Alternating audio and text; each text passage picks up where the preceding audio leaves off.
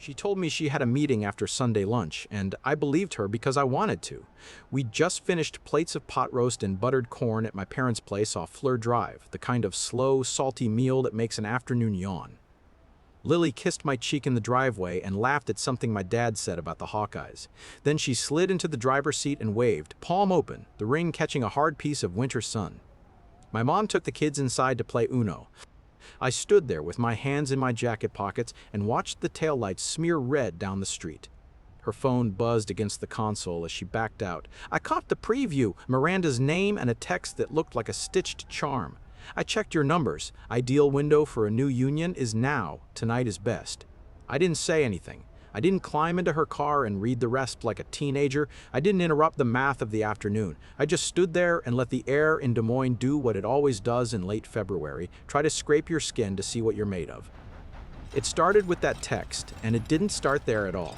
It started months earlier, slowly, like a drip you ignore because the bucket under it makes you feel effective.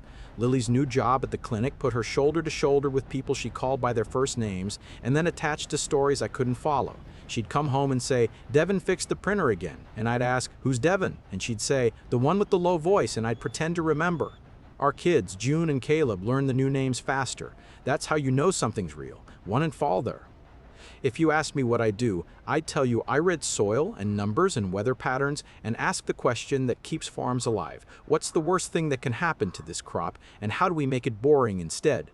I'm an agro-analyst, which is a fancy way of saying I try to see the future before it wrecks us. I live in spreadsheets and mud. I keep a notebook by my bed and stacks of bulletins on the kitchen counter that Lily moves with 2 fingers like they're always in her way. I love what I do because the land never lies. People do. I didn't think numerology belonged in my house until it came under my door with the smell of candles. Miranda has been Lily's friend since high school. She used to be the girl who cut class and drew stars on her knuckles. Now she runs a little shop near the river that sells crystals and sage and promises. She has a way of talking that makes you feel foolish for not believing her, like you forgot the codes everyone else remembers. When Lily got the job at the clinic, Miranda hugged her and said, "Your time is coming." We laughed because it sounded like a fortune cookie, and then Miranda started sending Lily charts that looked like the weather maps I use, except instead of pressure systems and precip, there were planets and numbers and arrows pointing at words like union and choice. Lily called it fun. I called it noise. You can live beside a radio and not know it's making you tense until you step outside and feel your shoulders drop. The Sunday of the text, Lily said she had a short meeting after lunch. My parents live 10 minutes from our place. A meeting made sense in a life where everyone emails on weekends and pretends that's normal. She grabbed her tote bag and smoothed her hair in the mirror by the door. Our daughter June hugged her legs and asked if she could come. Lily kissed her head and said, "It's just boring grown-up stuff, honey. I'll be home before bedtime." After she left, I helped my dad fix a hinge that had started to complain every time the pantry opened. My mom read aloud from a cookbook with the kind of care people save for church. The kids played, and I kept my ears open for tires in the driveway even while I told myself I wasn't. Daylight doesn't lie either. It stretched and faded, and the part of me that counts hours started making small marks. When Lily came home, she moved like a person still touching the echo of something. She set down her bag and talked fast about parking lots and somebody's dog. She pulled a grocery receipt from her pocket as if to show me she'd been somewhere that sold bread. The receipt had a timestamp and a list that looked like ours. It calmed me until I saw she'd paid cash. "You're late," I said, small, not a crime yet. She smiled too easily. "You know how meetings go." "Not on Sundays." "In healthcare?" "Always," she said, and kissed my forehead like a compromise. Later that night, when the house went quiet and the dog curled into a question mark, I took Lily's phone where it sat on the counter, face down like a person trying to sleep. We don't have rules about phones. We had trust, or something dressed like it. I didn't unlock it. I didn't need to. The lock screen lit when a message came through from Miranda. "Window is open," the text read. "Make the choice before it closes. Your 6 runs toward his 9. It's rare." I put the phone down and went outside, where the night felt honest and mean. The cold cut my jacket and made my breath visible, like the air was taking notes on what I was about to say to myself. I didn't want to become the man who watches shadows and builds monsters out of timing, but something in me had begun to count, and the numbers weren't adding to peace. The kids solved it for me in the way kids always do, by mentioning what we miss when our eyes are on our own questions. Tuesday night, June asked if Aunt Miranda had the glitter stickers that smell like strawberries. We were brushing our teeth. Lily was in the bedroom rolling lotion into her hands like she was erasing something the day had written. "When did you get those?" I asked, voice casual, hoping. "How?" "Last Wednesday," June said, toothpaste froth making her words soft. "Mommy takes us there sometimes after dinner. We watch a show and make bracelets." "How many times?" I asked, looking at her in the mirror, the angle where you can see truth arrive. "Lots," she said, "when she has her volunteers." Lily walked in, face bright, and pulled June's hair into a ponytail. "We don't say it like that," she said. "We say volunteering." I nodded like a nice man. Volunteering is a good word. It sounds like you're giving your extra time to the world like a tip. Lily had started putting volunteer blocks on her calendar 2 months ago. They were always after dinner, always 2 hours, sometimes 3. The first time I saw them, I kissed her and told her she was a good person. The 15th time, I asked where. She said the clinic had a new outreach thing. "I don't work in healthcare. I know enough to respect it. I know enough to respect it. I didn't ask for addresses." The next escalation was paper.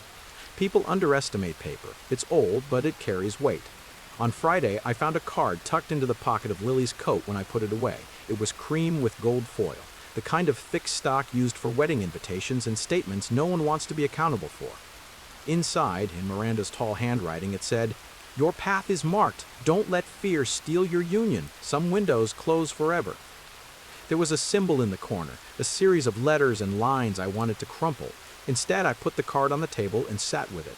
I tried to picture Lily writing vows at our wedding while this card slid under a door in my house like a snake. I thought about me at 40 with a job that makes me feel steady, with a wife who slips out of Sundays. The card made my chest feel like a drawer crammed with things that still matter. When she came home, she saw the card and stopped like a deer, remembering there are cars. She recovered quickly, which hurt me more. "It's just fun," she said, shrugging. "You know Miranda. She's always making things symbolic."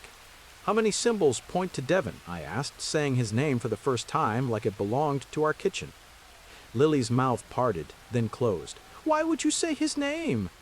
"Because June thinks Aunt Miranda's living room is a second home," I said. "Because your volunteer hours line up with an apartment complex on Ingersoll that happens to be where your coworker lives. Because Miranda thinks it's time for a new union." "You looked at my calendar?" she said. "It's on the fridge," I said. "That's invasive," she said. "The address auto-filled when I searched it for a gift card," I said. "It's the home address in your contacts. You saved it under Devon Printer." Her expression flickered like a candle near a window. "I don't have to defend having friends," she said. "I'm talking about time," I said, "and math." "Not everything is data," she said, disdain sharp, as if I'd put a spreadsheet between her and a feeling. "Enough of it is," I said.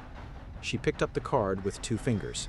"You're being dramatic," she said. "Miranda's stuff helps me. It gives me language. It gives me permission to be who I am." "Permission to break vows?" I asked. "Permission to stop shrinking," she said. "You want a small wife. I am not small." It was such a neat line that I almost applauded. There's a kind of selfish courage that borrows the language of growth to just do what it wants. This looked like that. I kept my voice flat. "I want a partner," I said. "If you want an exit, say exit. Don't call it a portal. Don't staple numbers to it and say destiny made you." Her eyes glinted in the kitchen light. "You wouldn't understand," she said softly. "You don't listen to the universe." "I listen to weather," I said, "and kids, and calendars." "Exactly," she said, as if I had proven her point. I did something then that I should have done earlier. I made an appointment with our pastor, who also does marriage counseling for half the couples we know. I didn't go to be told I was right. I went to have someone look at the thing with us and tell us where the edges actually were. I believe in outside eyes when your own fog up. We sat on the wide couch in his office, where the plants are real and the books are messy in a way that makes you trust them. He listened while I described the Sunday window, the volunteer blocks, the card. He listened while Lily described the pressure of living with a man who weighs everything. He doesn't have a court voice. He has a weather voice, calm, clear, used to storms. "When you feel pulled towards something," he asked Lily, gentle, "how do you decide if it's good or just strong?" She blinked. "I know it's good because I feel alive." He nodded. "Feeling alive is not a small thing," he said, "but it is not a compass. It is a smoke alarm. It tells you there's a fire somewhere. It does not tell you if it's warming your house or burning it down." She looked away. I looked at my hands. What are your boundaries around opposite-sex friendships, he asked. Adults can be friends, Lily said quickly. Of course, he said, with clear agreements, with each other's names in the room, with light on the conversations. Secrets rot love, they do not nourish it. This is patriarchal, Lily said, softer than when she said it in fights at home, but still with a sharp edge. This idea that if I'm friends with a man, I need to ask my husband's permission. He shook his head. I'm not talking about permission, he said. I'm talking about owning the truth you already know. Do you think Aaron would be okay with you and Devin having drinks every Wednesday without telling him? She didn't answer. He let the silence make the shape of the answer. I'm not here to referee, he said. I'm here to ask you both to choose clarity. If there is a second story being built, you must decide which house you're in. You can't sleep in one and decorate the other. We left with homework that wasn't couched in soft language. Lily was to write down exactly what she wanted. I was to write down what I could live with and what I couldn't without turning into someone I didn't recognize. I went home and wrote, I can live with discomfort if it means growth.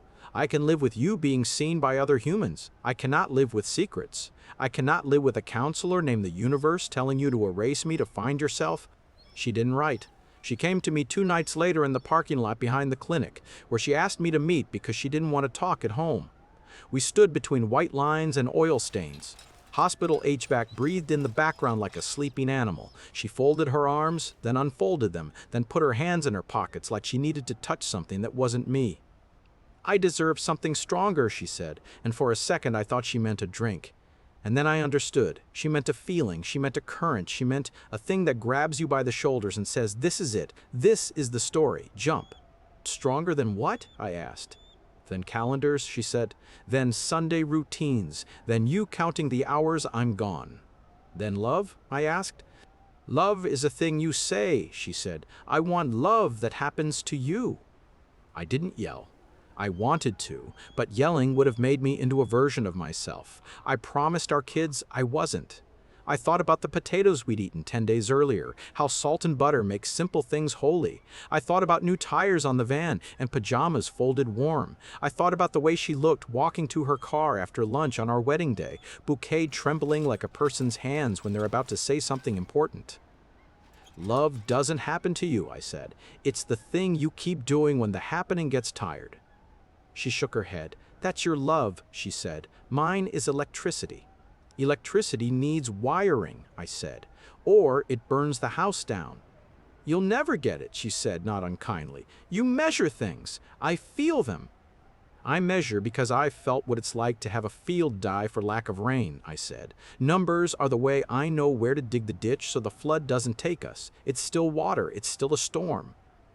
Miranda says, she started and stopped, maybe because she saw my face, maybe because she remembered the pastor's voice saying, secrets rot love. Miranda sells bottles of hope, I said, too harsh. She gets 10% when the ship changes ports. You're cruel, she said. I'm scared, I said. The third escalation wasn't dramatic to anyone but us. It was a small piece of jewelry I found under the driver's seat when I vacuumed the car before a trip to my parents'. It was a thin chain with a pendant no bigger than a pea. You could miss it because it wasn't shiny. It was meant to be touched, not seen. The letters on it were tiny, but I know how to read the small stuff. D, Pus, L. Not our initials in that order. I sat in the garage with the door open and let the cold come in until my breath made small clouds. I called Lily, but she didn't answer. I texted a photo of the pendant. Yours? I wrote. She replied fast. It's Miranda's. She must have dropped it. Miranda's initial isn't D, I wrote. The bubbles appeared, then went away, then appeared. It's from a fundraiser, she wrote. Donations get little charms. Who's D? I wrote. Devotions, she wrote. Sometimes the cruelest thing you can do to someone is not answer their question while answering every other one. I didn't respond. I put the chain in an envelope and wrote, you left this on it and put it on the hall table where obvious things go. It stayed there 3 days. On the 4th, it was gone. I went quiet the way a sky goes, quiet before a hard snow. I took the kids to school and went to work and made dinner and did bedtime and smiled at my parents and mowed the patches of grass the frost still let grow. I stopped making jokes in the kitchen. I stopped reaching for her hand on the couch. Our life didn't break. It thinned. You can starve on a full plate if nobody looks up. When she finally spoke, she did it with the hollow bravery of someone who has already crossed in her head and is just telling the body where to step. "I slept with him," she said. "I didn't mean to. It wasn't planned. It happened." We were at the table where we pay bills and sign permission slips. She didn't cry. I didn't either. What we did do was breathe like people who just finished running and remember they don't like running. "How long?" I asked. "A while," she said. "Before the containers," I said. She nodded. "And the volunteering," I said. She looked down. "And the Sundays," I said. She pressed her lips together like someone trying not to taste something bitter. "I wanted to stop," she said. But then Miranda said, "She said there are times when the universe tries to give you what you actually need, and that if you ignore it, it stops offering." I was afraid if I didn't take it, I would never feel alive again. I nodded like a man counting fence posts while walking the perimeter of something he used to own. "Do you want to be with him?" I asked. "Or do you want to be the woman who was brave enough to be with him? Those aren't the same." "I don't know," she said, and it was the first true thing she'd said in a month. We didn't fight. We negotiated an end, like people who believed they had made something worth not smashing. I called a lawyer who didn't make me feel like I had to turn into a wrecking ball to protect what mattered. We drafted a co-parenting agreement with words like equitable and joint and best interests. We made a schedule that I hope our kids never someday use as a measuring stick for how loved they were. June asked if we could still have Sunday lunch at Nana's. Caleb asked if both houses would have waffles. I told them yes, and meant it. The waffles are non-negotiable in our house, and I refuse to let a bad story steal a good breakfast. When we told my parents, my mom folded the dish towel into quarters like she was putting a bird to bed. My dad looked at me with eyes that said, "I know what it is to lose something you plan to keep, and I won't pretend that a lesson makes it better."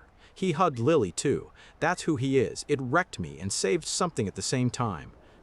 We split the furniture like people dealing cards we didn't want to play. Lily took the blue couch because it matched her grandmother's quilt. I kept the table with the faint watermark from the time Caleb spilled lemonade and we were too busy laughing to wipe it up fast. She kept the good skillet. I kept the Dutch oven. We stood in the doorway and didn't promise to stay friends because sometimes the bravest thing you can say is nothing. I wish I could tell you that I handled it like a saint. I didn't. I replayed moments and lines and lied to myself about what I would have done if I'd known earlier. I stalked Devin's Facebook the way a person prods a bruise. I pictured their table at the bar near the clinic and wanted to pour salt in their water and watch them flinch. Then I pictured our kids in the back seat watching me think those thoughts, and I chose to be a man they can eat pancakes with. I rented a place near Gray's Lake with a view of people in every season deciding to do the right thing for their lungs. I bought 2 twin beds and a ridiculous beanbag and a bookshelf because my kids like to line their new worlds up where they can see them. I started running again, the slow kind that doesn't look like it belongs on TV, but that changes ugly thoughts into tolerable ones by minute 20. I kept working. I called my pastor even when I didn't want to. He asked me every time, "What choice did you make today that aligns with who you say you are?" I told him. Sometimes the answer was, "I didn't text a thing I wanted to." He called that victory. I'm learning to, too. A month after Lily moved out, my boss offered me a promotion that would have meant more money and more nights on the road. I said no. I chose pancakes and Lego floors and afternoons at the science center where my son thinks the electricity ball is actually magic. I took on 2 side projects instead, one in Ames and one in Ankeny, that let me be home for Tuesday tacos. One afternoon, Miranda walked into the grocery store aisle where I was trying to decide between 2 brands of granola bars and looked at me like I'd failed a test only she knew the answers to. She said she never meant to hurt me. Then she said, "This is true, that there are no villains in fate." I smiled without my teeth and told her there are when your fate requires lying on Sunday afternoons. She flinched, and I left it there because some arguments are just invitations to step into a circle and spin until you're dizzy. Devin texted me once. It was a long message about respect and timing and how he didn't plan this. Neither did I. That's the thing. Most disasters don't get invitations. They show up with casserole and ask where the plates are. Lily and I meet in a parking lot sometimes, and our son runs between cars pointing at license plates, and our daughter shows me a bracelet with stars and letters. Lily's eyes are different. Not better or worse, just different. The way a sky after hail looks like it learned something. She told me the other day that she and Devin are taking it slow. I told her I hoped she remembered the pastor's line about smoke alarms. She smiled in a way that told me she knew what I meant and didn't want to talk about it. When people ask me what I learned, I tell them the truth without poetry. Love is not a set of numbers on Miranda's chart. It's not a window that will close if you don't scramble through like a teenager breaking curfew. It is not electricity that happens to you once.